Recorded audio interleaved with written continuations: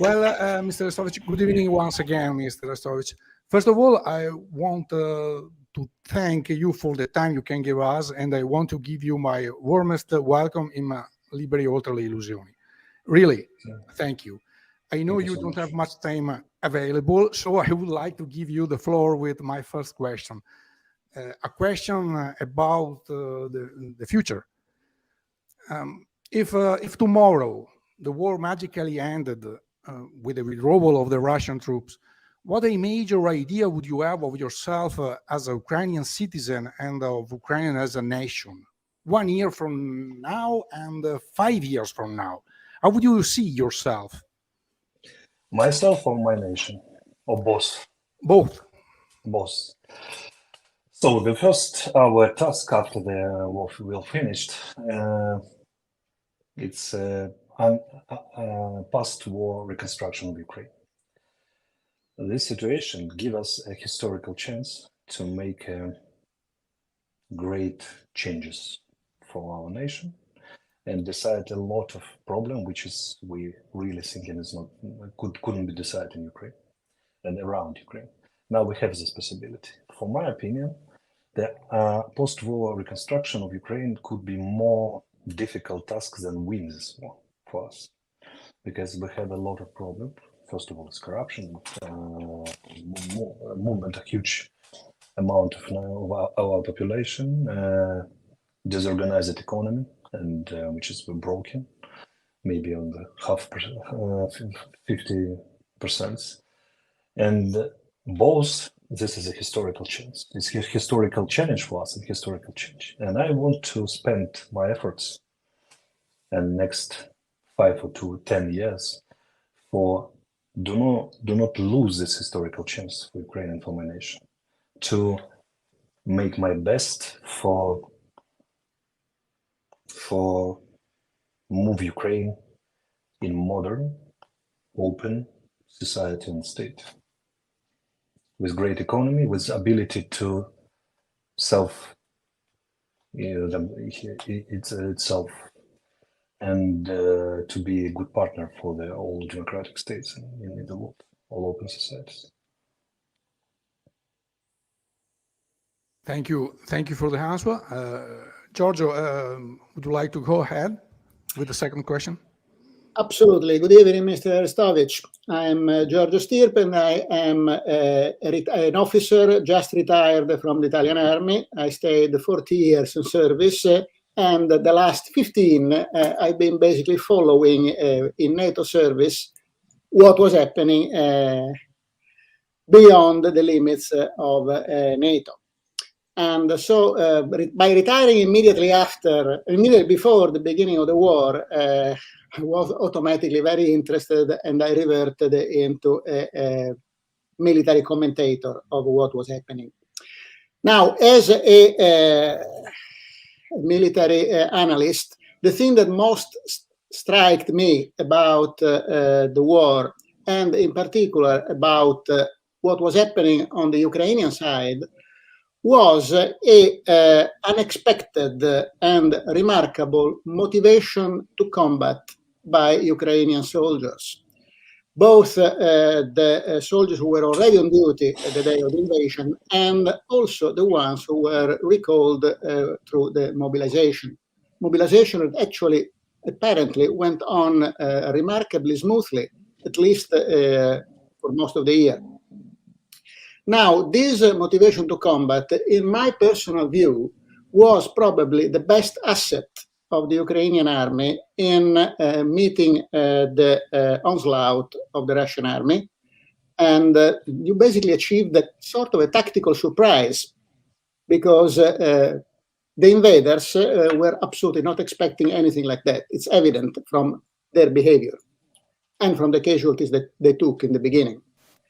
So my real interest at this moment is your opinion whether this extremely strong motivation to combat is still there. Because we have seen the first signals that there could be fatigue under this point of view. We have seen some videos that were not very pleasant you know what I'm talking about the mobilization. And also we start seeing the first negative comments from the front line that we have not seen at all in the first 10 months of war. So, of course, these are things that can happen in numbers. When you have 500,000 soldiers, of course, you can have 2 or 3 who go online and say, I'm tired. And you can have negative episodes that the press tend to highlight. But according to you, what is the situation and what we have to expect in the coming 6 months? Let's see. Now we have under rifle on our shoulders, on their shoulders, about 1,020,000 people. It's mean not only Ukrainian armed forces. It's mean National Guard, Border Guard, Police, SBU, and something like this. And all of these people are motivated. They really on front line. They fighting very well, as we can see. Even the worst part of the front line, it's in Bakhmut and Solidar. But we need extra forces, extra personnel for provide counteroffensive, which is planned on the middle of the end of the spring. And so now we collect a lot of people from our streets, and some incidents when the people in the military uniform, take by force people in the civilian clothes. It's not good for propaganda and just for this situation. But it's incident. It's first of all, it's separate. It's not a system. Second, in the case of executor, if a lot of people has emotional trauma about this war, first of all, it's been military person, and a lot of civilians do not really understand why this group of people in uniform take him when he go just for the shop and give him the paper. He press him to go to the army, and that's emotional things. It's not a system process in Ukraine. It's cases, I think. Now we proclaim to create new aid brigade in the Ministry of Internal Affairs, which is National Guard and Police Brigade, which is volunteers completely, and we have a good rate of completions. A lot of people voluntarily go to this brigade. If it was completely movement against to be mobilized, we never have a hope to collect people for aid brigade. It's a lot, but we still have, and a lot of volunteers come. So it's, I think, proclaimed like incidents. It's a very dangerous incident, and our Ministry of Defense and General Staff react properly for this. But I think it's not a system. We are completely understand if we lose this war or we lose some territory, it means that Russia repeat the butcher. It means our children, our adults, our parents, our wives, we will be raped and killed. It's not a propaganda. It's not to things have to be known as we know it, but to look in 1 year what Russian provides on our territory. Our Office of General Prosecutor now provides more than 40,000 criminal investigations against war crimes conducted by Russian forces. It's a unstoppable chain of Russian war crimes, and we completely understand. The question is not in Zelensky, question is not in government. Its question is just for free and save our families. It's a best way to motivate people. Every man understand if he will not fight, no, his woman and his children will be killed, probably. So we motivated enough. But year of the war, this huge scale war, which is second after war in the world, after Iranian-Iraq war, after the World War II. It's of course give us tired. and give us a lot of emotional and nervous and physical and moral, material and unmaterial pressure on us. So it's not people fighting like not like in the first weeks when we was absolutely great motivated because it's fighting for our lives and our life for our nations, to be or not to be.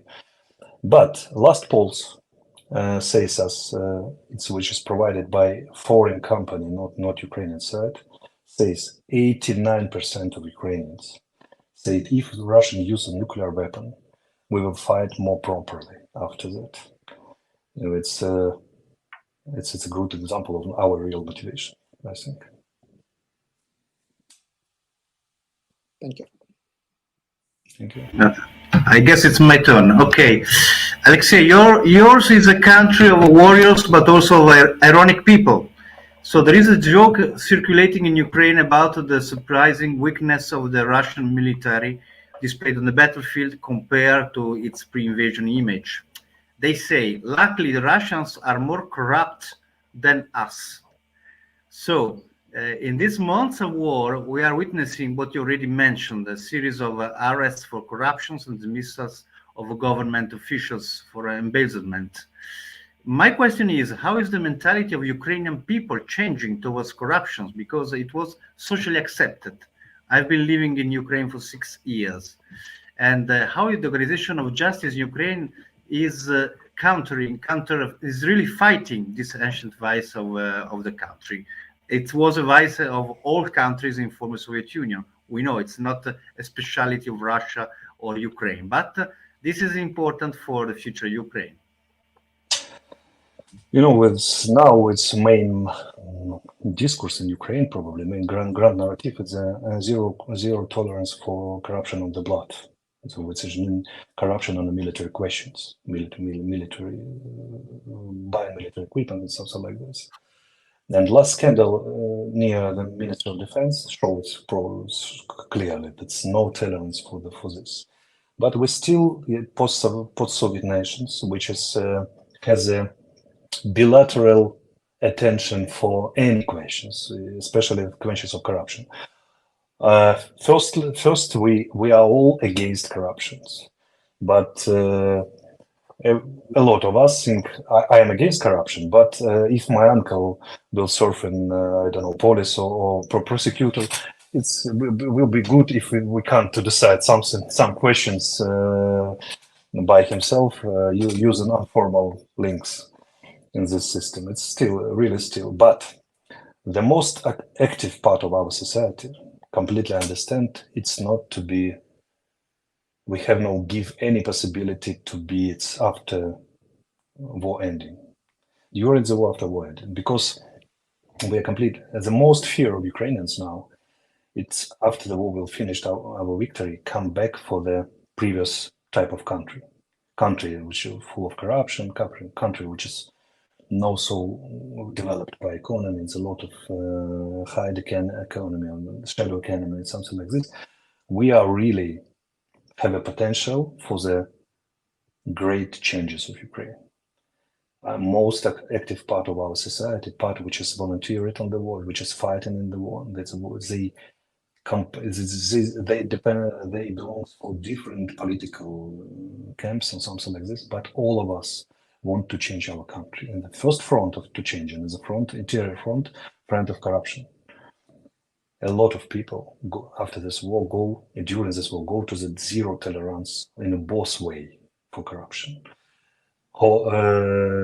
Government corruption and corruption for my uncle, it's the boss to change their mind, because we completely understand if we will corrupt, one soldier will not have a good helmet or good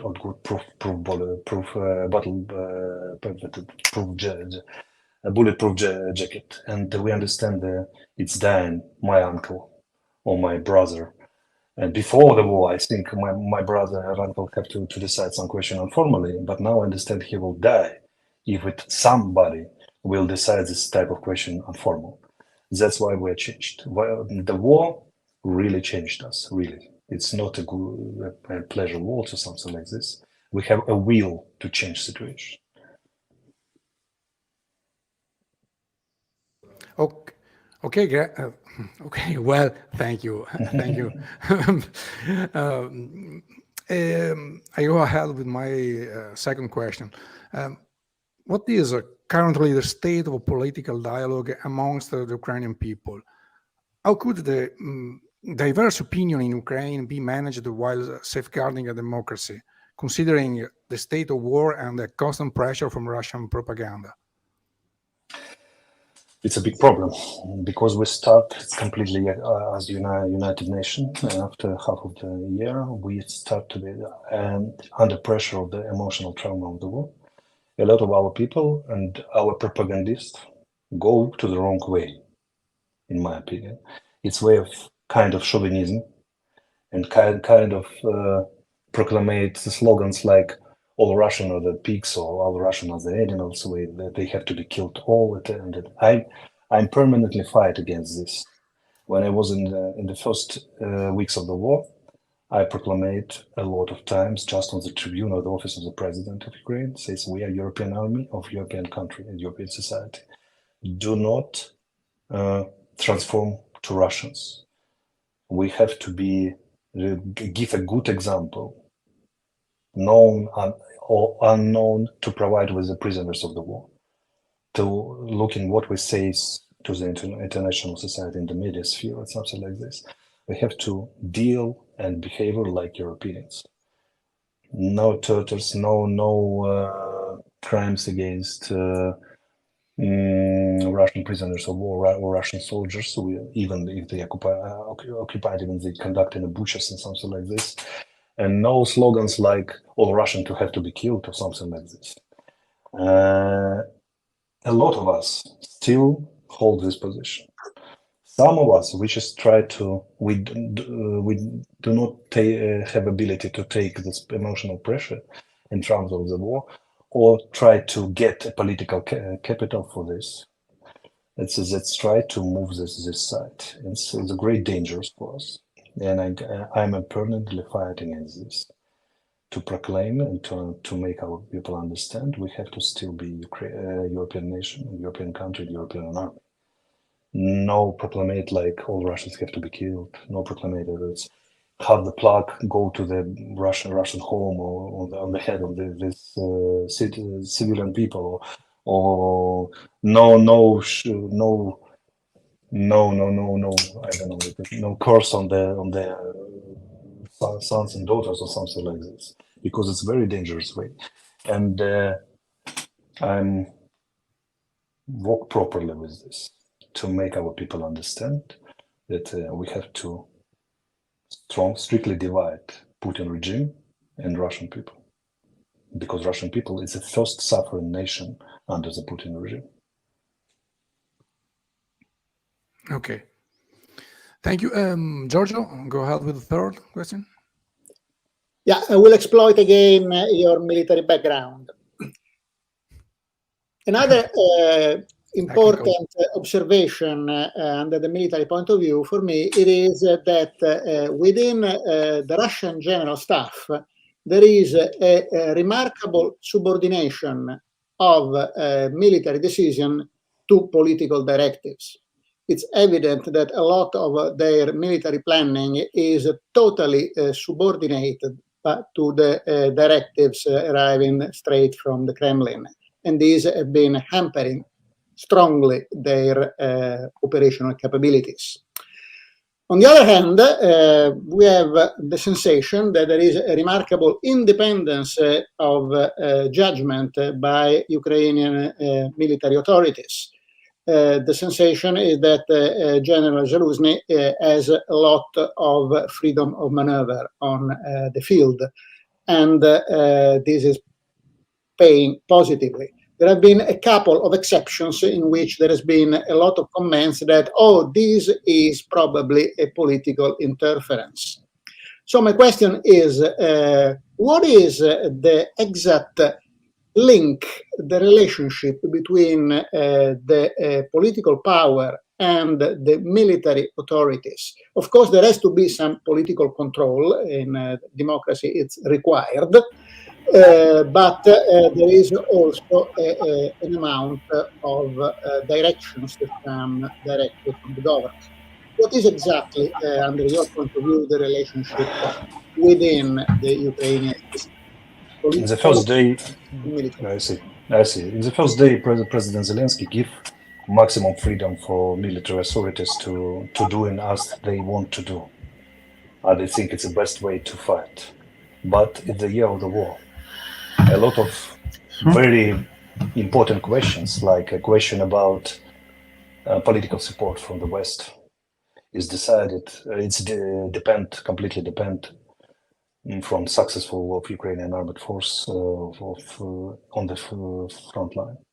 So the president could give some wishes for General Zelensky about what type of success he need to provide a good international, to achieve a positive international goals for Ukraine. It's mean assistance, it's mean all type of assistance, not only military, it's mean international assistance, material, financial assistance, political assistance, media assistance, and something like this.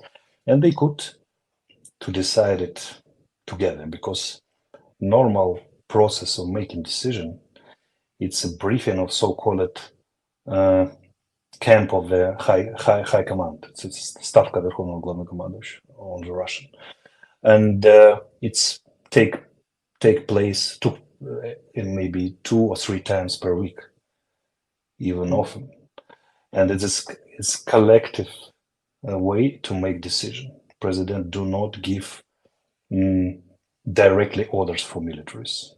That's always discussion. It's always fighting of the best argument, and this is the argument, and this is quite often it's quite intense tensions about what decision we would have to make. But it's always a collective way to make a decisions. So camp of the high command and had a lot of military specialists and non-military, in sense heads of all our Siloviki. How it would be Siloviki on English? All the old military branches, like this, and it's always collective decisions. That's why it's a completely different political culture, and military culture is completely different from Russian way. Because I, like a military, I saw a lot of times, and you speak about this, when the political will win the military necessaries from Russian side. That's why they doing a lot of stupid things from the military point of view. We completely understand that this is Putin political will to broke military plans, properly military plans of Russian side, and it's very good for us and very bad for them. I believe. Thank you, Aleksey. Do you have some time for another question for? Yeah. Okay, Hugo. Okay, I close the group. My editorial staff of the Odessa Journal constantly follows your discussion on the YouTube channels like Mark Fagin, like Natalia Moseichuk, and the Institute of Future of Ukraine. You regularly speak in Russian. Is this the usual language because it's more familiar to you? And it is the language that I have to remind that is spoken by more than half of the Ukrainians, but also is it a choice as a communication strategy to make the enemy listen to you, and to make also other countries like Armenia, Belarus, Georgia, Kazakhstan, also in Israel, Russian is very relevant, or it is also a political, let's say, position in favor of bilingualism in Ukraine? It's a two type reasons.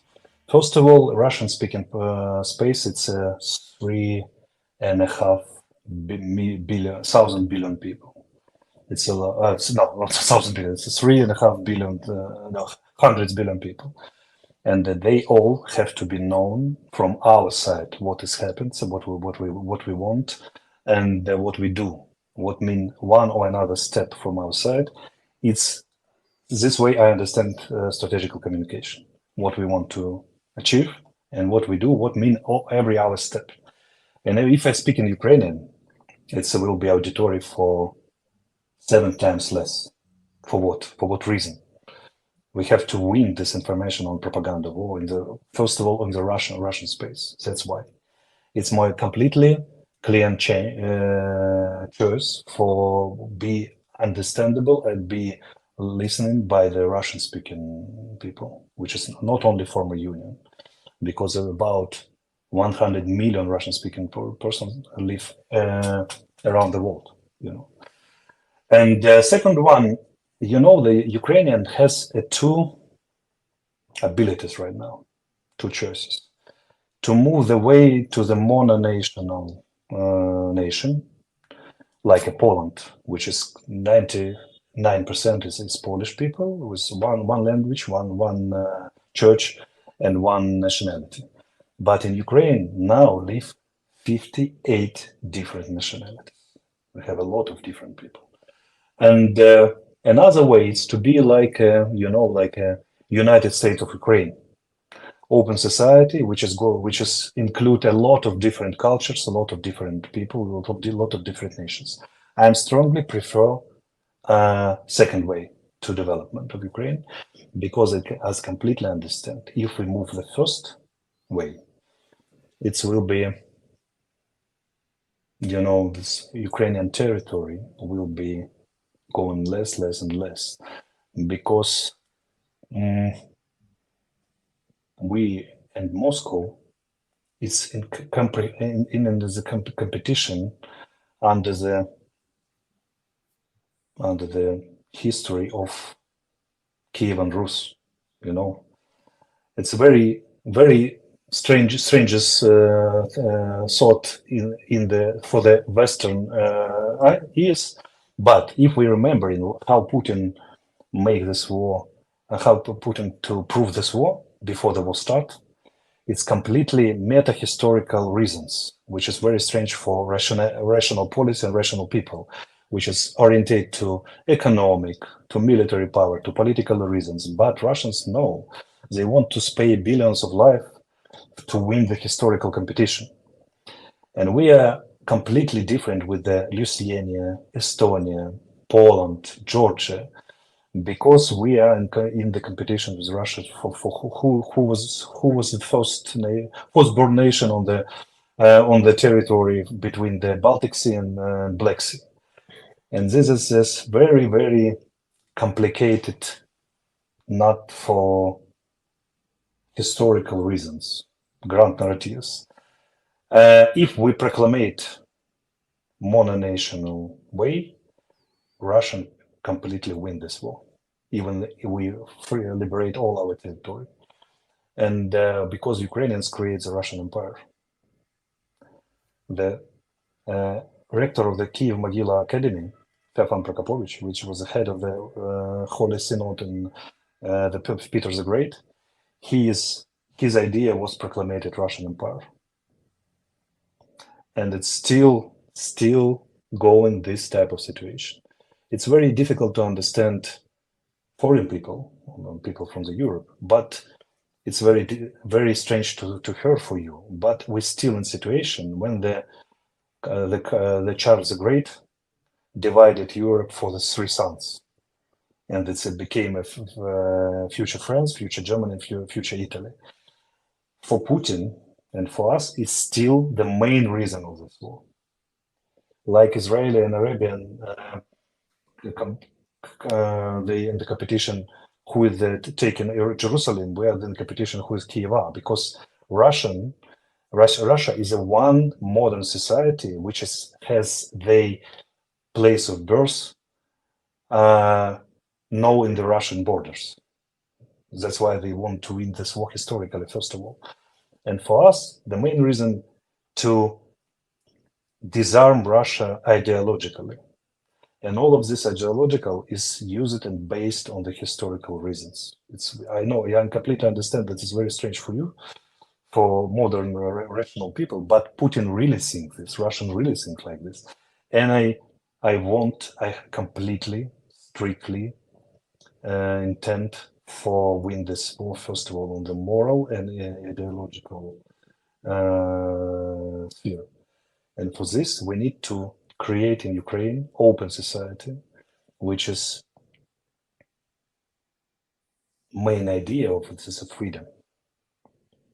Freedom for all people. And my position, the Ukrainian have to be assist firstly. Other languages we have to have completely freedom for using. So we have to support Ukrainian and give a real freedom for other languages, because we have Bulgarian, Armenian, Crimean Tatars, Russian, Belarusian on our territory, and a lot of different nationalities. That's why I first of all think to help Ukrainian growth, and of course Ukrainian has to be one language for our national, but we have to think about different wave of self-identifications. We have to create a whole nation self-identification like Ukrainians, but give the freedom to have a regional identificational and national identificational and some classes of society identification. Ukrainian society is very, very complicated, and we have to prove this and to give the possibility to develop of these complicated things. Do not be to make the simple in the wrong way, you know. This was a great mistake, which is give a very big preference for Russian propaganda. When we just simple example, when we liberate Crimea and Donbass and came to the what we have to say for the people. Now we start completely speaking only Ukrainian. It will be, I don't know, it's the main mistake when we came to do. It's very, very difficult, very like a very thin work with the mind and hearts of the people. So we have to go the second way. I call it like just United States of Ukraine, you know. One political nation in different self-identifications under them. It's impossible for us to go to the mono nation, because we are after 5 years we will be just 7 regions of western part of Ukraine. It's great dangerous for us. For me, I'm satisfied. I believe that you are busy, but of course you are welcome to remain with us. And I have extra 10 minutes. If you want some question, I can answer them. Just looking under my watch, I have 10 minutes. Very quickly, I saw Ukrainians. I'm studying Ukrainians with a lot of passion, living with Ukrainians, having Ukrainian friends. I see that they are very creative in warfare, very creative in communication. And I start to see them very creative in international relations, because they are changing some paradigms that we never thought, we never dared to think. So what you see about just a view of something new, some innovation in international affairs that you see by Ukraine, for example, is Ukraine the direction is NATO and European Union, or you see something else in future international relations with your country? And I think it's first of all we have to go to the NATO, because the fate of post-war reconstruction is completely dependent on if we have security for years and dozen years, because it's not, we can't to reconstruct our country strategically for dozens of years in the future, because if we create a factory to have the neighbors like Russia, we achieve for 85 minutes 3 cruise missiles come and destroy completely this factory. So for what we have to create it and spend a lot of money and efforts for this. We need the umbrella of security to build properly for the future, for the dozens of years in the future. So NATO is the first for us. But now Ukraine is the most strong donor of the security in Eastern Europe for NATO will be more might if they take Ukraine in the alliance. It's a good choice for NATO. For European Union, I think we have to go there, but the situation is not so easy for us. European Union is a very regular and it's a strong rules society, and we now have to achieve a huge explosion economical growth if we want to be strong and create a good security sector for us. If we go immediately to European Union, I think the level of the growth, it will be 3% in the year or 2% as a year. We really need 10 and 50% in the year if we want to be survived. So I will stay for my opinion, I will go in NATO immediately, but for European Union, I have to be like a candidate for 5 or 10 years after growing and deciding the main goals of our economical and security development. We will be ready for go to the European Union as permanent member, because after we decided the main questions of our future, we're ready to be a part of the European Union completely, to take this strictly system of the rules and strictly system of regulation.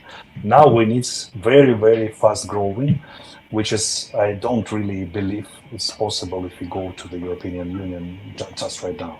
We need 10 years to be candidate, of course, to work properly with European Union. But I have to give my nation 10 years of extremely quickly growing before they enter the European Union completely. It's just rational. It's rational policy as for me, rational idea.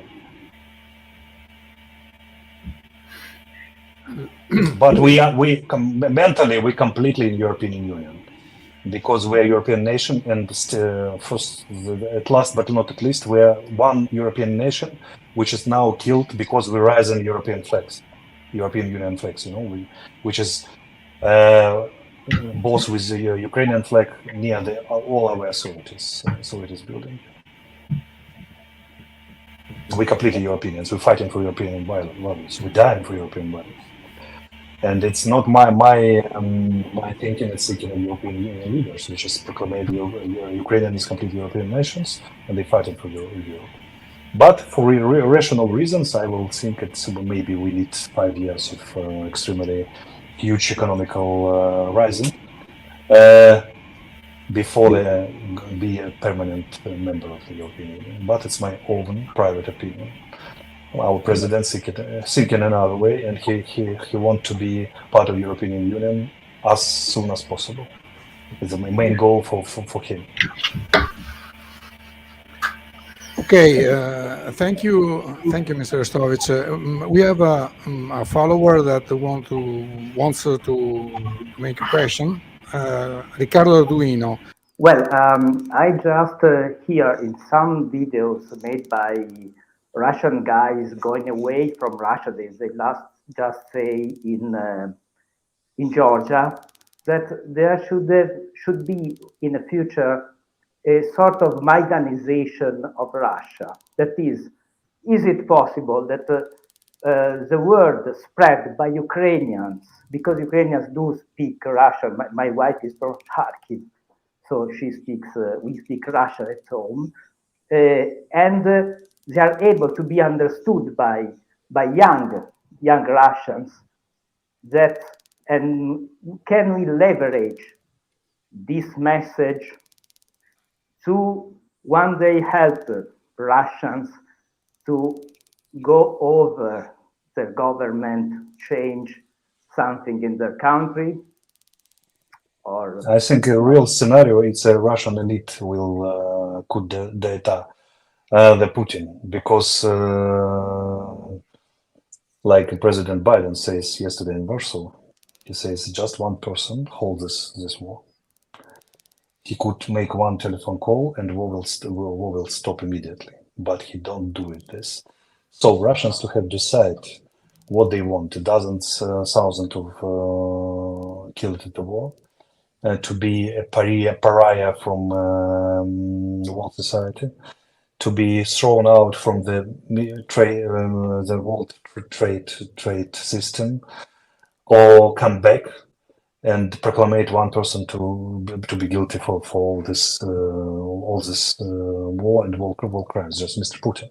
Russia has a great example. They make this with Stalin. They make with when they for one figure collect all collective guilty of the Russians, and will be proclaimed like a very bad person. And after that, we are normal people and want to go under the Russians' pulse. The young people in Russia completely don't understand what's happened. They don't understand the sentiment for former USSR, for Russian Empire, something like this, because it's more modern people, modern young people in modern society. They speak some different languages. They learn in international high schools and something like this. They completely don't understand why they need to be died in this war, for what reason. And this 17-year-old gentleman, which is in nostalgia of the Soviet Union, this is the idea is not completely understand for young Russians. And then young Russians people, it's the people who have to be integrated back for the international society, in my opinion. I completely, from the first day of this war, I completely divide Putin regime and Russian people. And I say yes for Russian people, and I say it's not for Putin regime. So strictly not. And when the situation of the battlefield will go worse and worse for Russians, and go worse economical situation for Russians, it will be at the middle of this summer, I think. The Russian elite, the surroundings of Putin, have to decide one questions: more suffering for Russians, more sanctions, more problems with completely directly for themselves, or just one person, Mr. Putin. And I think their decision will be completely understandable. To change one person for fate of billions Russians and fate of Russian elite. One day we will see the modern ballet like Swan Lake, which is mean in Russia, the great leader go out. Well, Mr. Arestovych, thank you on behalf of our followers, the members of our association, and all the people who want to see Ukraine as a free country once again. Really, I hope we can meet again after the summer and talk about this war as an event, if not in the past, at least as something in the process of being resolved. Thank you again for your time. Can I say one more? Oh, yes, for sure. I want to say thank you so much for Italian people and Italian government. I don't know if all Italians know how much assistance provide Italian for Ukraine, but it's believe me, it's a huge. And if you not will assist us in political way, media way, military way, economical way, it's a big question: have I ability to speak with you right now or not? Because we brave people, we creative people, but if collective West do not assist us, I think it will be over to half of the year ago, all over for us. Only for your assistance, we still live and we still fight, and we will win. So thank you so much for your assistance and for your hospitality for me and for us. Thank you so much for your time, Mr. Arestovych. Thank you so much. Good luck to you, to your country. Good luck. Thank you so much. Thank you so much. Slava Ukraini. Героям слава. Thank you so much. Героям слава.